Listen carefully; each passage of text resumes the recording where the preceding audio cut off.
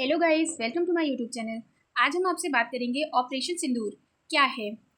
क्या आप सोच सकते हैं कि कोई माँ अपने बेटे को आखिरी बार विदा कर रही हो और उसे पता नहीं कि वो जिंदा लौटेगा या नहीं। ये कोई फिल्म नहीं है, ये है ऑपरेशन सिंदूर की सच्ची कहानी, जहां हमारे जाबाजों जवानों ने वो कर दिखाया जो नामुमकिन लगता है। इस ऑपरेशन में क्या हुआ था, क्यों ये मिशन इतना खास है और इसका नाम सिंदूर ही क्यों पड़ा, जानने के लिए इस वीडियो को आखिरी तक जरूर देखिएगा। और अगर ये वीडियो पसंद आए तो प्लीज़ वीडियो को लाइक एंड चैनल को सब्सक्राइब करिएगा। चलिए स्टार्ट करते हैं। ऑपरेशन सिंदूर का नाम ऑपरेशन सिंदूर ही क्यों पड़ा। ऑपरेशन सिंदूर का नाम सिंदूर इसलिए पड़ा क्योंकि यह एक सम्मान और त्याग का प्रतीक है जो शहीद जवानों को विधवाओं के सिंदूर से जुड़ा हुआ है।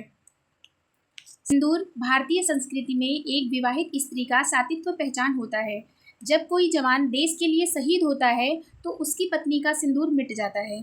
यह ऑपरेशन उन दुश्मनों के खिलाफ था जिनकी वजह से हमारे जवान शहीद हुए थे। इसलिए इस मिशन को ऑपरेशन सिंदूर नाम दिया गया, ताकि यह नाम उस हर त्याग को याद रखे जिसने एक पत्नी से उसका सिंदूर छीना है। यह नाम अपने आप में एक श्रद्धांजलि है उन वीरांगनाओं को जिनका पति देश के लिए बलिदान हुआ है। इस मिशन को सिंदूर नाम देना सिर्फ एक नामकरण ही नहीं, यह एक प्रतीक था उन आंसुओं का जो हर शहीद की पत्नी ने बहाए, उन हाथों का जिन्होंने अपने सिंदूर को आखिरी बार छुआ। ऑपरेशन सिंदूर क्या है। भारत ने 7 मई 2025 को ऑपरेशन सिंदूर के तहत पाकिस्तान और पाकिस्तान अधिकृत कश्मीर (POK) में 9 स्थानों पर हवाई हमले किए। यह कार्रवाई 22 अप्रैल को पहलगाम में हुए आतंकी हमले के जवाब में की गई, जिसमें 25 भारतीय और 1 नेपाली नागरिक की मृत्यु हुई थी। 2025 में भारत द्वारा शुरू की गई ऑपरेशन सिंदूर का मुख्य कारण 22 अप्रैल को जम्मू कश्मीर के पहलगाम में हुए आतंकी हमले का प्रतिशोध था, जिसमें 26 भारतीय पर्यटक मारे गए थे। इस हमले के लिए भारत ने पाकिस्तान स्थित आतंकवादी संगठनों जैसे जैश-ए-मोहम्मद और लश्कर-ए-तैयबा को जिम्मेदार ठहराया। 7 मई 2025 को भारत ने ऑपरेशन सिंदूर के तहत पाकिस्तान और पाकिस्तान अधिकृत कश्मीर (POK) में स्थित 9 आतंकवादी ठिकानों पर मिसाइल और ड्रोन हमले किए। इन हमलों में 100 से अधिक आतंकवादियों के मारे जाने की रिपोर्ट है। भारत ने इन हमलों को आतंकवाद के खिलाफ न्याय की कार्रवाई बताया है। पाकिस्तान ने इन हमलों को युद्ध की कार्रवाई करार देते हुए जवाब कार्रवाई की घोषणा की और दावा किया कि उसने कई भारतीय लड़ाकू विमानों को मार गिराया है। इसके बाद दोनों देशों के बीच नियंत्रण रेखा LOC पर भारी गोलाबारी हुई, जिसमें दोनों पक्षों के नागरिकों की जान गई। इस सैन्य अभियान ने भारत पाकिस्तान के बीच तनाव को नई ऊंचाइयों पर पहुंचा दिया है और अंतर्राष्ट्रीय समुदाय ने दोनों देशों में संयम बरतने की अपील की है। इसके कुछ महत्वपूर्ण पॉइंट।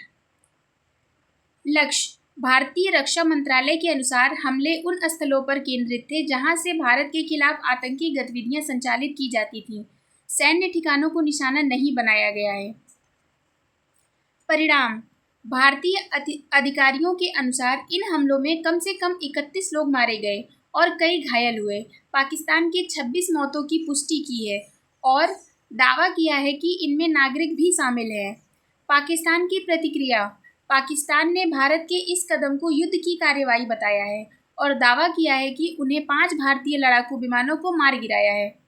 भारत ने इस दावे की पुष्टि नहीं की है। अंतर्राष्ट्रीय प्रतिक्रिया। संयुक्त राष्ट्र अमेरिका, चीन, रूस और यूरोपीय संघ ने दोनों देशों में संयम बरतने और बातचीत के माध्यम से समाधान निकालने का आग्रह किया है। भारत की आंतरिक स्थिति। प्रधानमंत्री नरेंद्र मोदी ने कैबिनेट बैठक में इस ऑपरेशन की सराहना की है और 8 मई को सभी दलों में बैठक बुलाई है। सावधानियां। पंजाब के सीमावर्ती जिलों फिरोजपुर, पठानकोट, फाजिल्का, अमृतसर और गुरदासपुर में सभी स्कूलों को 72 घंटों के लिए बंद कर दिया गया है। सांकेतिक नाम। ऑपरेशन सिंदूर नाम इसलिए चुना गया क्योंकि पहलगाम हमले में आतंकियों ने महिलाओं को छोड़कर पुरुषों को निशाना बनाया था। हिंदू परंपरा में सिंदूर विवाहित महिलाओं के सुहाग का प्रतीक होता है।